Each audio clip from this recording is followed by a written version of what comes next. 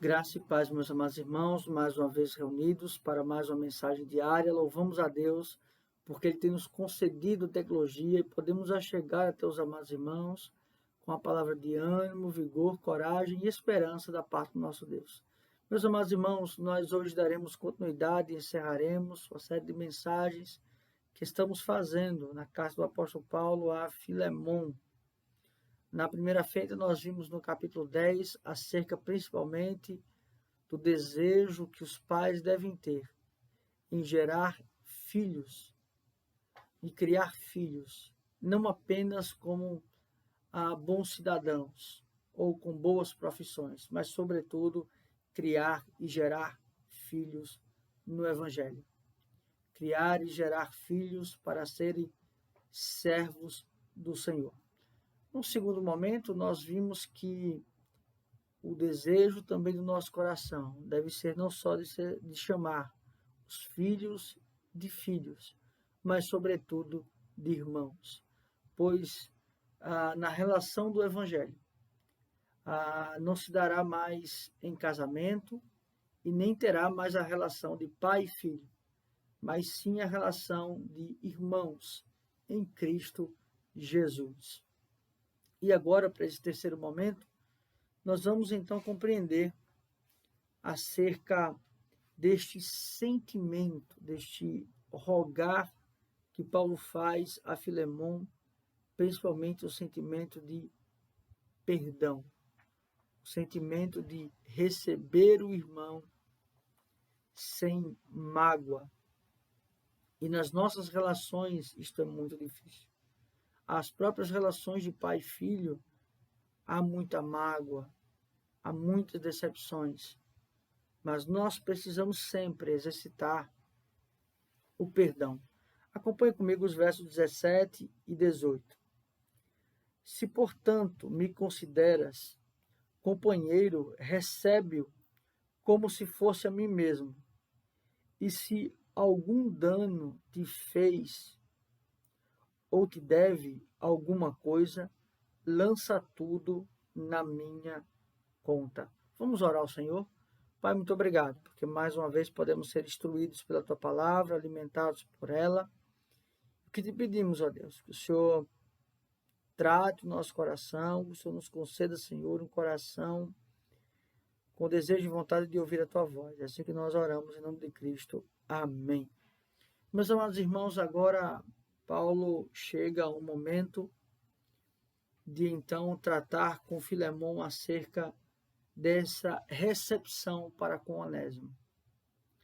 Ele traz aqueles primeiros pontos já estabelecidos acerca de que Onésimo é gerado de Paulo e gerado no Evangelho, deve ser visto como irmão, mas nesse receber de Filemon, que Filemon não guarde, não nutra em seu coração mágoa, dor, por aquele servo ter fugido.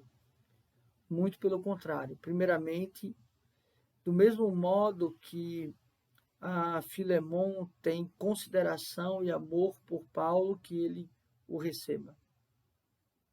Percebe que este sentimento que o pai tem em relação ao seu filho, quando alguém vai cuidar do seu filho, olha, cuide do meu filho como se fosse seu filho. Percebe? Ou então é como se você estivesse cuidando, ou então estivesse me recebendo. Receba o meu filho como se você estivesse recebendo a mim. Essa ideia, então, de se colocar no lugar do outro. Mas a tônica aqui é justamente a concepção de perdão. Lembre-se, se este servo tiver alguma dívida, coloque-a na minha conta. Se ele, porventura, te causou algum dano, receba-o mesmo assim. Ou seja, que as mágoas sejam deixadas de lado. Aqui, então, está o senso de responsabilidade e de dever que Paulo coloca para Filemon.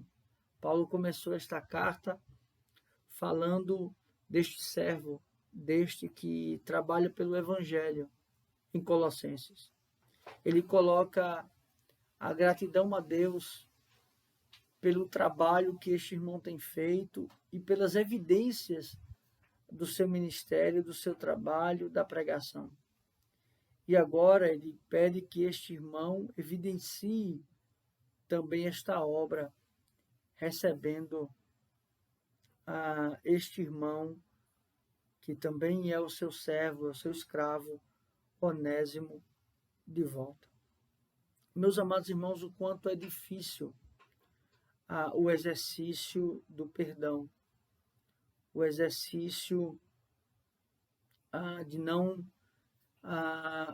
digamos assim, se lembrar, né, daqueles que nos magoaram, que nos decepcionaram.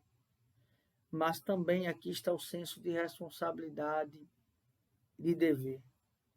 Que este senso, esta responsabilidade que Deus nos deu, sermos líderes, sermos pais para aqueles que o são, que sempre estejam acima de qualquer mágoa, de qualquer decepção que os seus filhos vierem a causar. E que, muito pelo contrário, que nós também assumemos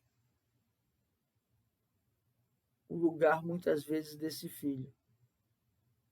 Não que ele não tenha a responsabilidade, ele deve assumi-las, mas que nós possamos estar dispostos a interceder por eles, a nos sacrificar por eles. E sabemos que vamos ser cobrados de como ele está sendo tratado e, acima de tudo, para onde ele está sendo conduzido. Que nós conduzamos aqueles que Deus tem nos confiado no louvor, na graça, no testemunho e no evangelho do nosso Senhor Jesus Cristo, para a glória de Deus Pai. Que Deus assim nos abençoe. Vamos orar ao Senhor mais uma vez, encerrando esse momento. Pai, muito obrigado pela tua palavra lida, pela tua palavra explicada, pela tua palavra aplicada. O Senhor nos faz ter o senso de dever e de responsabilidade, não deixando que as circunstâncias, que as mágoas nos façam desviar do foco, que é conduzir aqueles que o Senhor colocou sobre as nossas mãos, serem conduzidos no teu evangelho para o louvor da tua glória. É assim que nós oramos, em nome de Cristo, nós já agradecemos. Amém. Que Deus assim os abençoe, meus amados irmãos.